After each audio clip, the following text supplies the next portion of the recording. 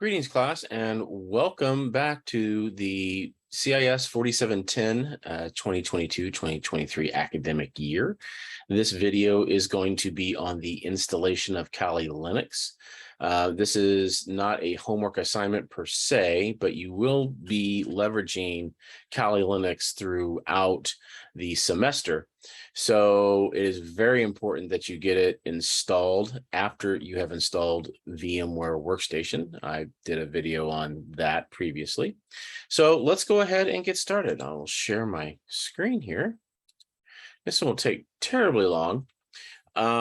So there's a couple different ways you can install Kali Linux. You can do it the more traditional way by downloading the ISO and installing it after you've created a VM shell. The advantage of doing it that way is to have the entire full suite of applications at your disposal. Or you can take the easy way out, which is what I'm going to show today, and download the Kali Linux VM, which has pretty much a standard set of tools on it, applications on it that we'll use in the class. I suggest that if you're comfortable with doing the latter, you should try installing the ISO and challenge yourself. But either way, whichever direction you want to go in is perfectly fine for this class. So let's go ahead and get started. So typically when we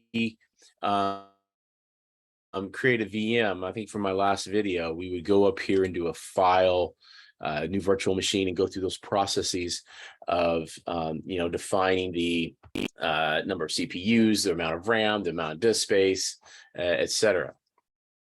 In this case, what we're going to do instead is we're going to download the Kali Linux VM. So I'm going to step you through this process. First off, I just did a simple Google search, download Kali Linux. The very first site that you come to, get Kali Linux, will bring you to this web page. All right. And there's a lot of stuff that you can do here for Kali. Bare metal and virtual machines are the two recommended ways to do. Bare metal would be what I said that you could do to challenge yourself, get the ISO, create the VM shell, install from ISO, get the full suite of everything. Takes a little bit more time to install, but it's gives you pretty much as much as you want. And then there's a virtual machine route. I'm going to go that way. When you click on the virtual machine, you can download different types. You can download the VMware VirtualBox, and they also have a weekly update of these. They have them in both 64-bit and 32-bit versions. They have Vagrant boxes, they have Kubernetes, they have Docker, they have all kinds of stuff that you can get. But for the most part, what we're going to concentrate is just on this VMware 64. Now, if you're using VirtualBox, that's fine. I am not going to support or help you troubleshoot if you use VirtualBox. You're on your own. If you're using VMware, you can. There's a lot of tutorials. There's a lot of additional support out there. So I've already downloaded this, and it is in my downloads folder. As you can see right here, there's my downloads folder. So one thing that you need to also have for using this is you're going to need a version of 7-zip or WinRAR or something to unzip it. So 7-zip is free. It's very stable and malware free. So you just do a search on 7-zip that will bring you to that first link, which will bring you here, and then you can download your favorite flavor. So for most of us, 64-bit x86 for Windows. Again, for you folks who are using Mac, I am not a Mac user. I've never been a Mac user. I don't ever want to be a Mac user. So my limitation on helping you in troubleshooting is going to be limited to VMware Fusion and the actual operating system of Kali Linux itself. Okay, so now that I've downloaded it, I'm going to move it. I'm going to cut it, and my virtual machine folder I have under my documents. I have a folder called virtual machines. I set this up myself when I set up VMware. So I just made this folder here. This is just where my VM library is going to be. So I'm going to go ahead and paste that in there. And then I'm going to right click on it since I have 7-zip, or actually in this case, WinRAR. I'm going to extract here. I'll take a minute.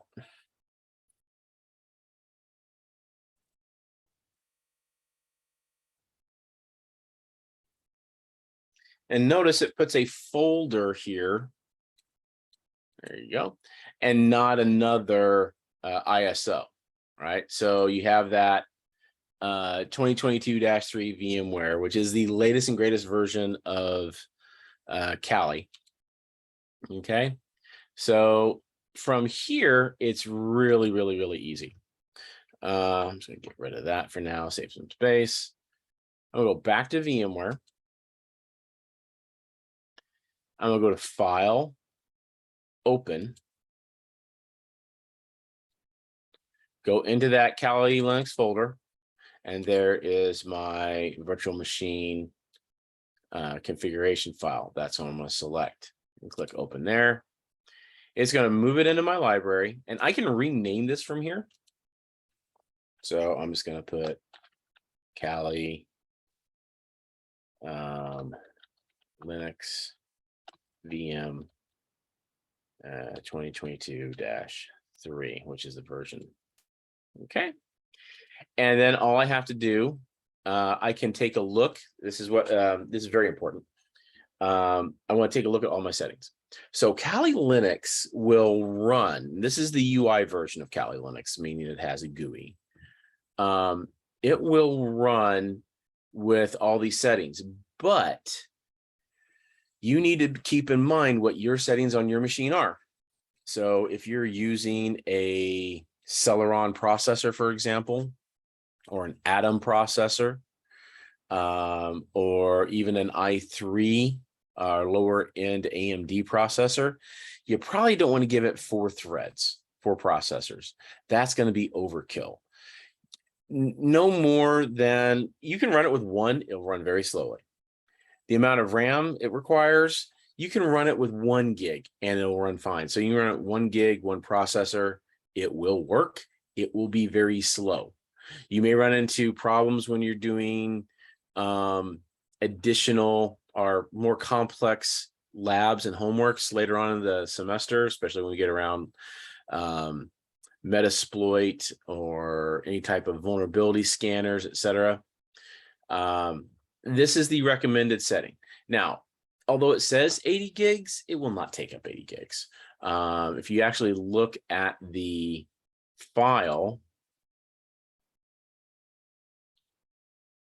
it's only 11 gigs. Now, it will grow to 80 gigs if you let it, okay?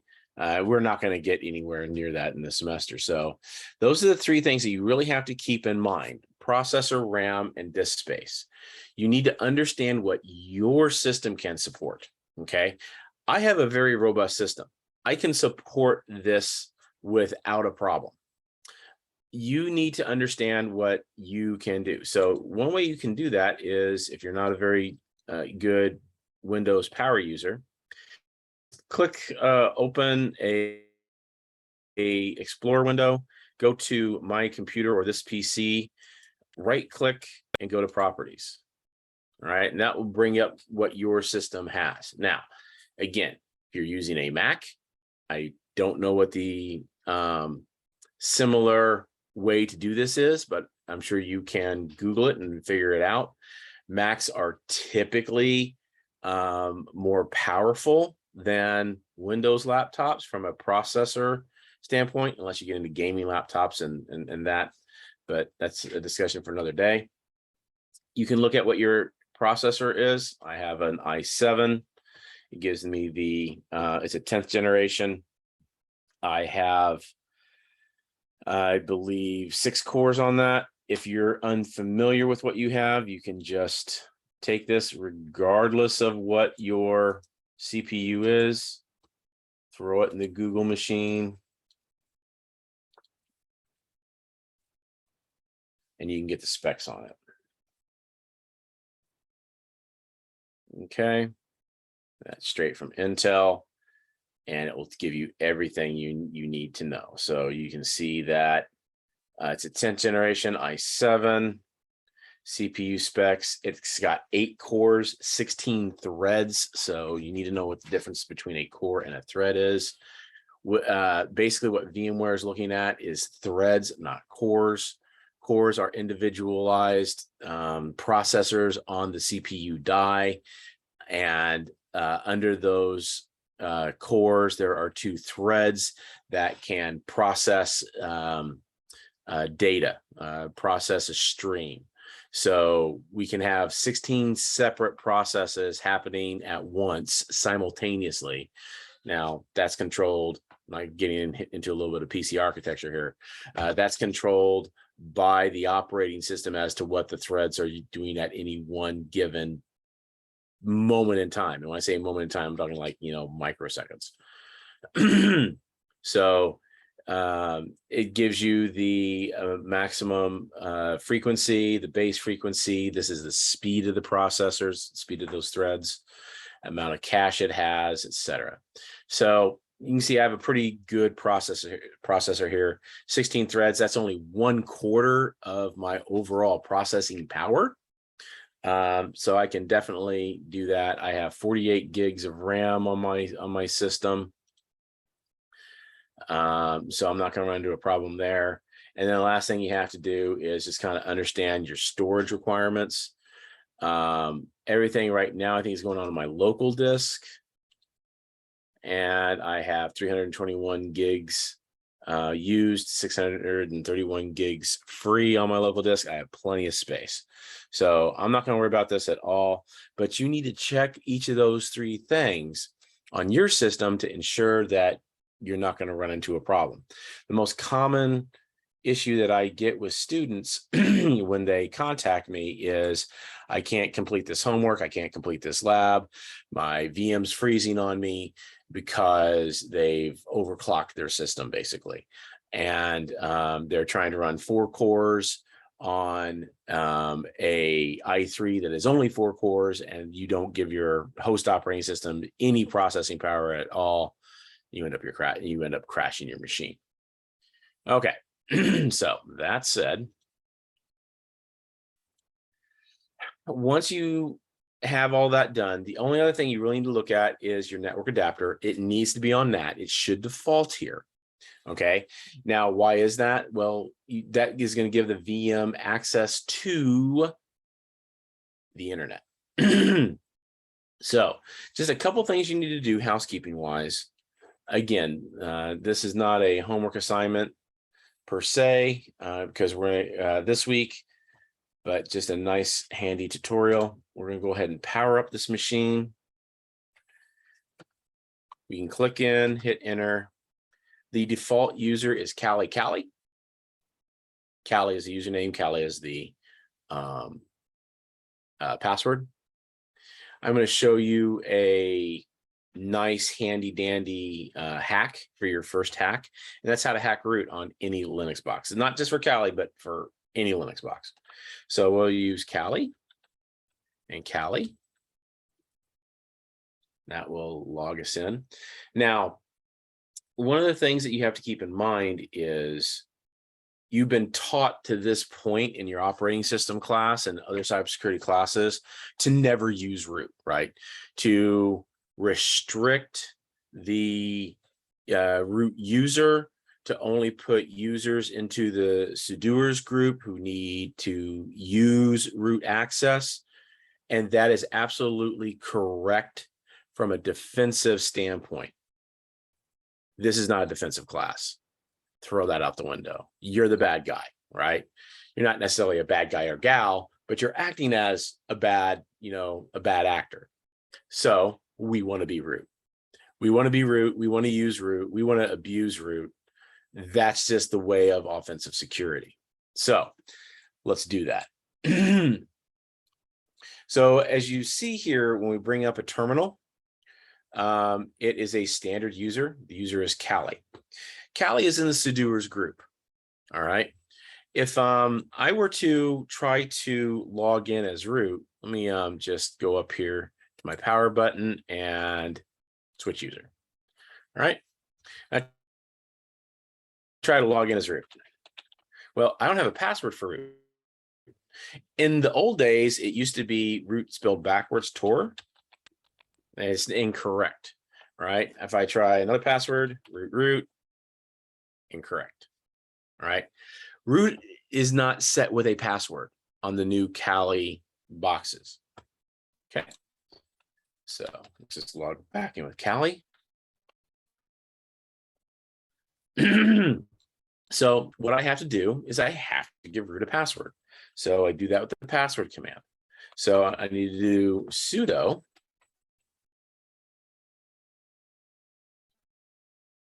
passwd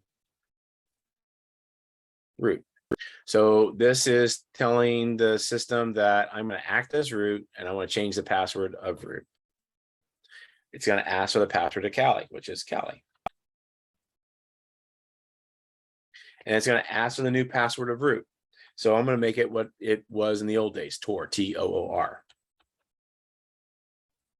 Type it again, T-O-O-R. Now root has a password.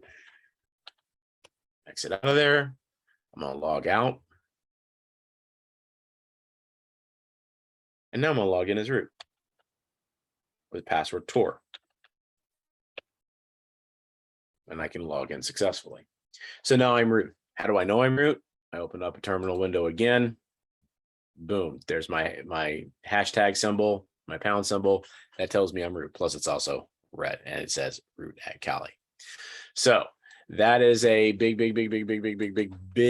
deal in offensive security, because if you're doing things as root and you're running as root, it saves you a lot of time. Also, if you are ever compromising a system and you are in there as root, it is a little bit of obfuscation, because if somebody's going through logs and they see that root did something, they may pass over that with their eyes versus a username that is unfamiliar to that system.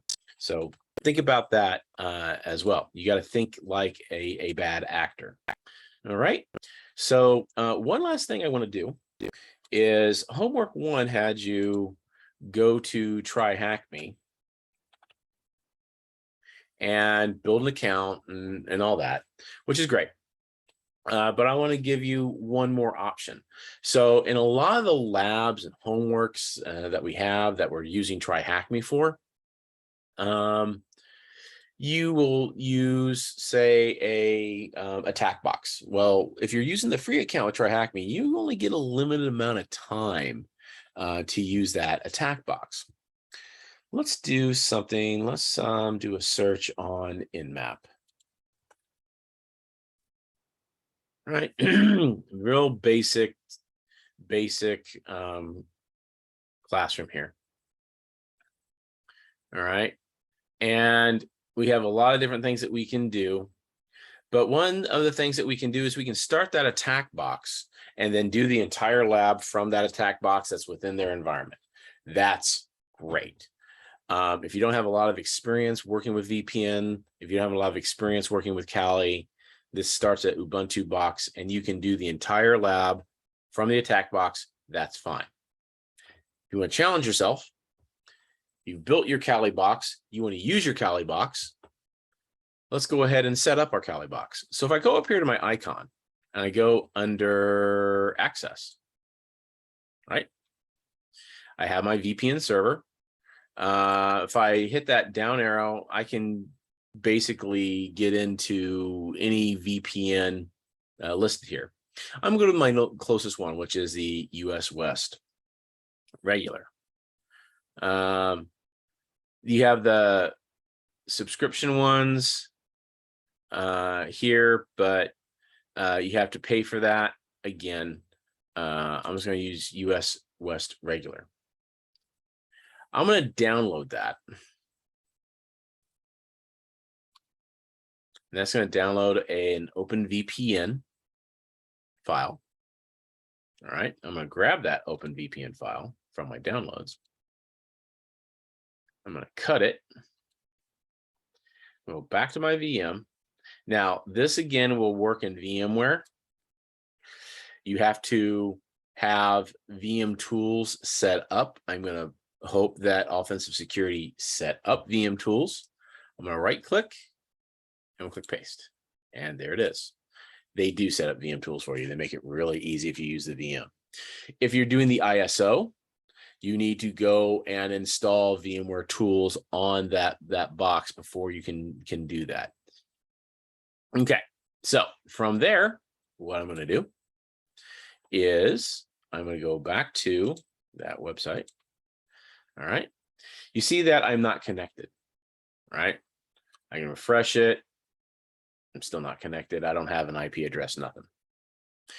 Since I'm using NAT as the network type, I'm sharing the VM. I'm going through basically like a port address translation of my host system's IP address.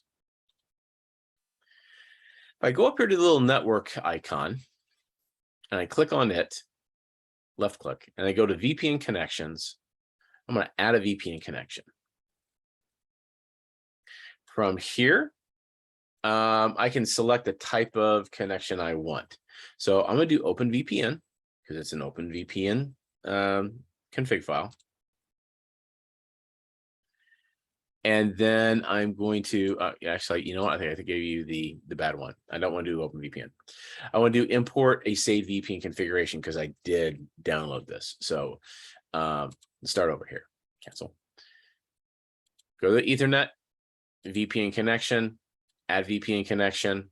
From the drop-down box, import a saved VPN configuration. Import a saved VPN configuration. One more time. One more time. Click on the Ethernet icon, VPN connection, add a VPN connection, drop-down box, import a saved VPN configuration. Click create. It's going to then say, okay, where's your VPN configuration? If I go to desktop, because I put it on the desktop, there's my OpenVPN. I click open. All right. I don't have to do anything other than that. It should be all set up. Everything is good to go. Or click save.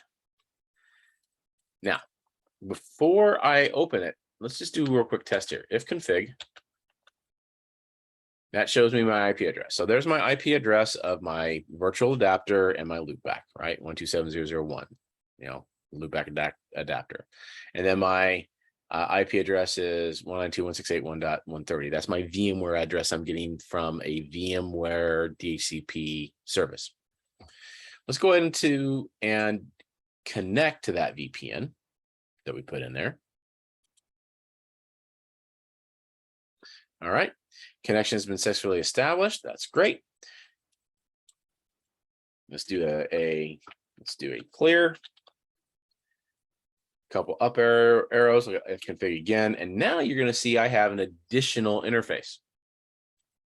So I still have my Ethernet, I still have my loopback, but now I also have this tunnel configuration where I have an IP address of 10.2.101.196 because I have that established VPN tunnel. I go back to the website of TryHackMe. I refresh. And I'm connected. And looky there, there's my IP address, 10.2.101.196. 10.2.101.196. And now I can go through and interact with any room in TryHackMe. So instead of doing work from the attack box, back to Nmap here. All right, once I deploy that machine, I can get to that machine from my Kali box. So let's just do this real quick. Just do a quick little cursory test here. So this is going to take about a minute to start. I should have done this first. I apologize. All right. But while that is getting ready, what we can do is go back to our VM. All right. Go ahead and clear our output. Maybe expand our screen a little bit. Okay. So like with any Linux system, we're going to have access to Nmap, and we can Nmap an IP address and just do a real cursory, see what ports are open on it. So that's what we're going to do with this test here. All right, it's going to count down here the last 10 seconds, and then it's going to give us our IP address.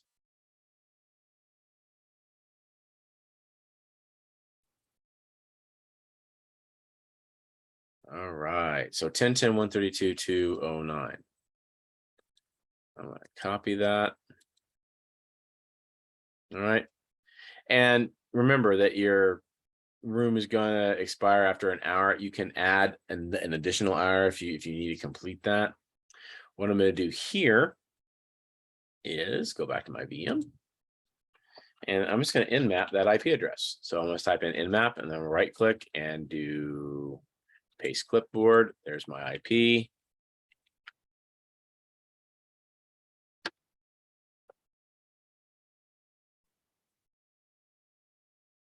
Ooh, it seems to be down.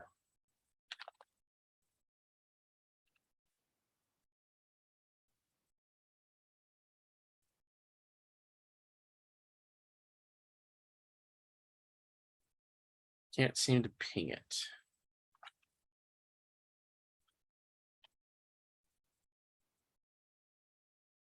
I have my tunnel up.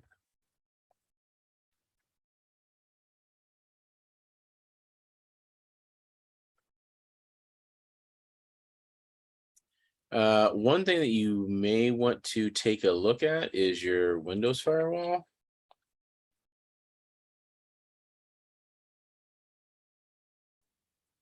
Yeah, it's up. That may be blocking you.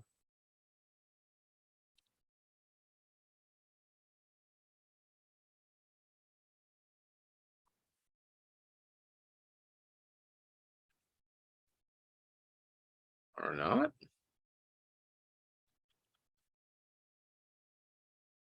That's what I always try to test with. It doesn't look like it's working. Okay. So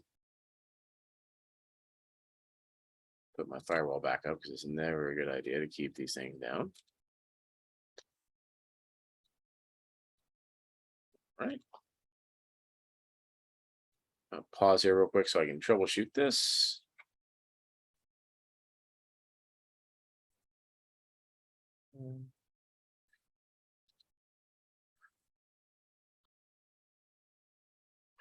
Okay, so that was really weird. I went back and I did some troubleshooting. I tried a couple of things. And what I found out is that room that I was using for Nmap, for some reason, was not accessible via VPN. To troubleshoot that, I went to another room that I had worked on previously, called Blue.